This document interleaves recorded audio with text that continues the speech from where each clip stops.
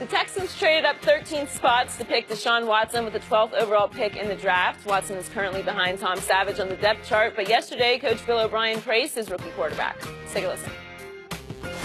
Deshaun, for a rookie, is really way ahead of any rookie quarterback I've been around, and so it's been fun. I think it's been good, and it has to keep going. And Deshaun went out there today and made some plays today, which was good to see. So I think everybody's really working hard to get better. We're joined by four-time Super Bowl winning coach Charlie Weiss. Charlie, welcome back to Undisputed. Thank you. How good can Deshaun be if he starts right away? All I can tell you is this. I was at the Alabama game 2 years in a row. The last 2 years, national championship game. Alabama arguably has one of the best defenses in the country the last 2 years, and he just tore them up twice. And I wasn't any fluke now. This wasn't just roll out to right and roll out to the left. Right. He stood there in a pocket and just tore them up. Okay, and I sat there and looked at those two games in person because my kid was working at Alabama. I said, this kid has got something special. And the last 2 years, because I hadn't been coaching, I've done quarterbacks for the draft, and I liked him by far the most. Did you really? Yep, by far. Wow. So give us some insight into how difficult it would be to insert him, as the Cowboys were forced to insert Dak Prescott last year, into game one starting lineup for a kid who's not seen any NFL defense. Well, no disrespect to Tom Savage, who's currently one, but he really hasn't done anything yet in the league either. Yeah. Okay, and that makes a big difference with a team. Like, you get a bunch of veterans, like, they just want the guy that gives them the best chance of winning. That's what they want. Now, what's the team going to do? Well, they're already pretty salty on defense. Romeo had the defense. Now Vrabel's got the defense. They got an average division. There's no clear-cut favorite in the division. Right. You could argue for all four teams. There's no clear-cut favor. So if you take a guy and you play complementary football and don't ask him to go score 40 points a game, I don't see why he couldn't play. Real quick, how much did it help when you guys obviously were forced to go to Tom Brady before we knew who Tom Brady really was? How much did it help you had him in the system for a year before he got thrown into the fire? Oh, it definitely helped. It definitely helped that he had been around for a year. But when he started playing, we played as conservative as you could possibly play. I mean, we weren't throwing the ball down the field. We were winning games on a salty defense and a conservative offense and playing a complementary game. Now, I think they could do that with Deshaun, but to be honest with you, I mean, everyone wants to look at a kid like him and say, well, he's an athletic quarterback. He's a drop-back quarterback. And in the NFL, you need to be a drop-back quarterback if you're going to have any stand the test of time. And this kid's got something special about him. Coach, you didn't disrespect Tom Savage. The Texans disrespected him by moving up 13 spots to select Deshaun Watson. And I believe if it's close, you got to start Deshaun Watson because he gains nothing by sitting on the bench watching Tom Savage. They know what Tom Savage is because if they thought he was all that, they're not moving up 13 spots to select this young man. He has what it takes, and I agree with you. And Skip and I, Skip and I were both. We like Deshaun because if you look at the eye test, big game, big stage, big lights, he performs every time. And not talking, well, you look at the talent that he had around him. Mitchell Trubisky, look, the guy couldn't start for 2 years. He couldn't be the guy that's on the practice squad, I think, at Buffalo now. So you can be all goo-goo. He has a big arm. He's prototypical. He's 6'4", 225. I think this kid has the right makeup. You don't go to a college. They unretire the jersey, which is expectations you're in that jersey, and do what he did. And now one thing that people don't understand is locker room. Right. Okay, it all comes down to not just the coaches in their meetings saying who gives them the best chance, but you go to the practice field, everyone sees it. Yes. The fans don't see everything. Right. But you see it. You go out there every day and say, I mean, and at the end of the day, okay, is it close or is it not close? Right. One of them might beat out the other one just by performance every day because it might be in 7-on-7 that you're winning the job. People just don't know where the job is being won.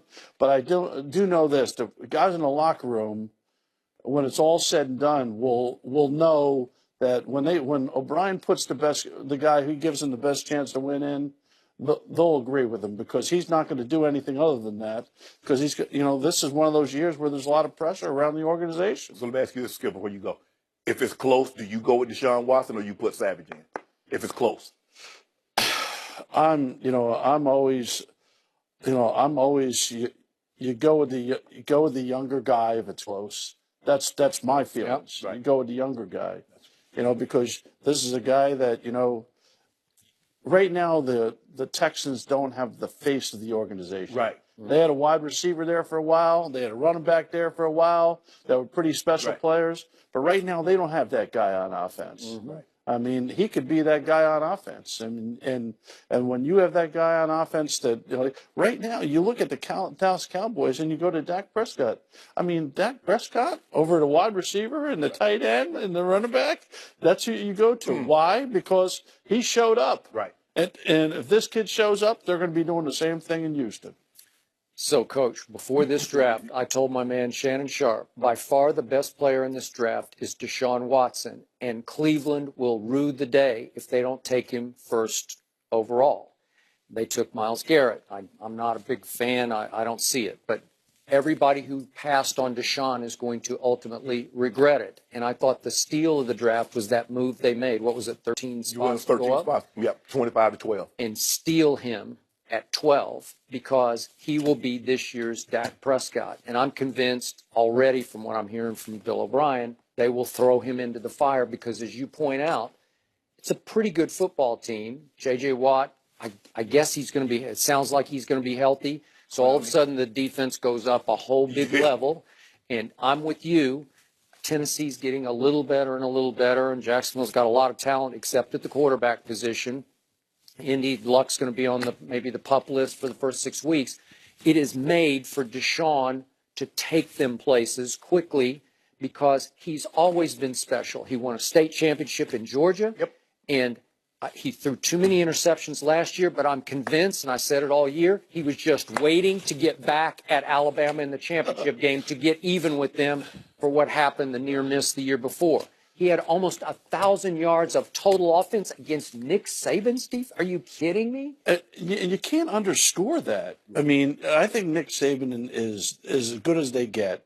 You don't get any better than him. And that defense, though, even the year before, their defense was even better than it was last year. Okay, because they were too deep the year before. They were just rolling them through. Last year they were really good, but they weren't as deep as they were the year before. But he just wore them out. And at the end of the game, you're sitting there as a fan. Now, of course, I'm rooting for Alabama. You knew what was going to end up happening. Yeah. You knew he was going to throw a touchdown pass, or he was going to pull it down and run it in there. You just knew it was going to happen. Sad but true, but that's the way it is.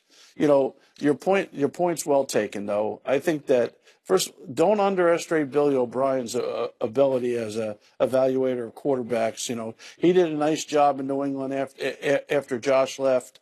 They didn't skip a beat. I left. They got better when Josh got there. Josh left. Billy got there. That's just the way it went. But that's New England. This is Houston we're talking about right now. And I think that in that division right now, it's up for grabs. There's not a New England Patriot team in that division. Nope. Okay, there's not a clear cut. I mean, you could look at New England, you could look at Pittsburgh, Oakland/Kansas City. You could look at those four teams. Okay, those four teams are in the playoffs. Now, who else is going to make it? Well, somebody from the AFC South is going to be in there. Have to. Somebody's going to be in there. So, look, big picture. When I watch Deshaun, does he have the biggest arm? No, he does not. Is he the prettiest thrower of the football? No. Does it get where it's supposed to be quickly and on time and accurately? Yes, it always does, especially on the biggest stage. Well, when I was here the last time, I was asked this question over and over. Two factors. And I talked about the it factor with a quarterback, which he obviously has it because he's like the Pied Piper. Everyone follows him around. And his head coach couldn't express any more love for the kid than he does. That's number one. And accuracy. Accuracy is by far the number one quality for evaluating a quarterback. How accurate are they? Charlie, can you tell Skip about Witten, what you said about Witten? Oh, yeah. What? Tell Charlie what you said. Witten can't run with Shannon. Once upon a time, Shannon, but not this Shannon. Well, I mean, he might pull a hammy in the first 10 yards. Well, then you lose. But assuming he doesn't pull a hammy in the first 10 yards. He's going to beat him. You got to set it up. Yeah. We'll sell tickets for it and everything. Yeah. Yeah, just for Shannon's embarrassment. Okay, well, I'm throwing some money on Shannon on that. All right. Charlie, thanks for joining us. Was Steph Curry mocking LeBron James? He says no. We'll debate that next. Yes.